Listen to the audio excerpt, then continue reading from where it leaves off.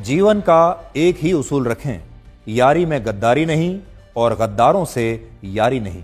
हमेशा याद रखें, सफलता तभी मिलती है जब आपके सपने आपके डर से बड़े हो जाते हैं।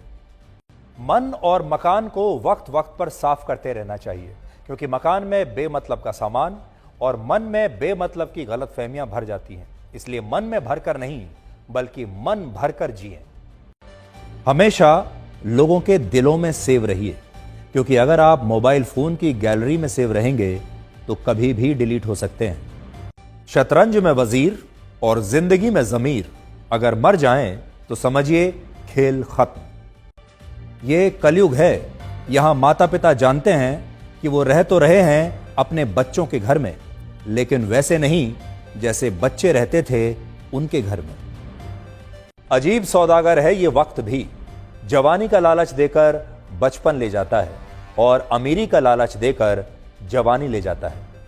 जीवन में अच्छी यादों का अचार डालिए जो दिल के मर्तबान में सालों साल रखा रहे, और बुरी यादों की चटनी बनाइए ताकि वो 2 दिन में ही खत्म हो जाए।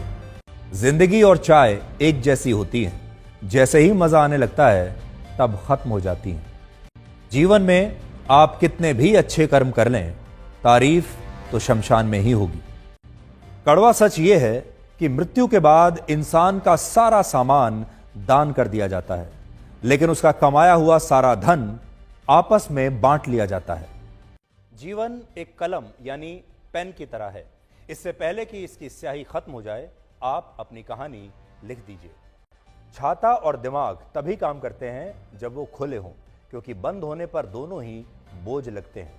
शिक्षा एक ऐसा वृक्ष है जो दिल में उगता है, दिमाग में पलता है और जुबान से फल देता है।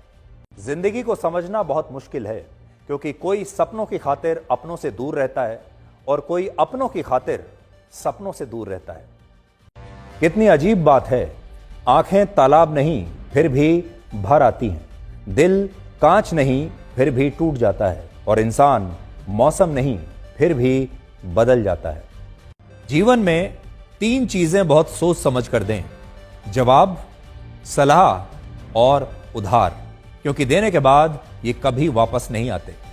जीवन उसी का मस्त है जो अपने काम में व्यस्त है। परेशान वही है जो दूसरों की खुशियों से त्रस्त है। कभी पछतावा ना करें, क्योंकि अगर बीता हुआ समय अच्छा था तो वो यादगार है, और अगर बीता हुआ समय खराब था तो वो एक अनुभव है। अगर आपको कभी किसी चीज पर घमंड आए तो शमशान का एक चक्कर लगा लेना। आपसे भी बड़े बड़े और बेहतरीन लोग वहां राख बनकर पड़े हैं।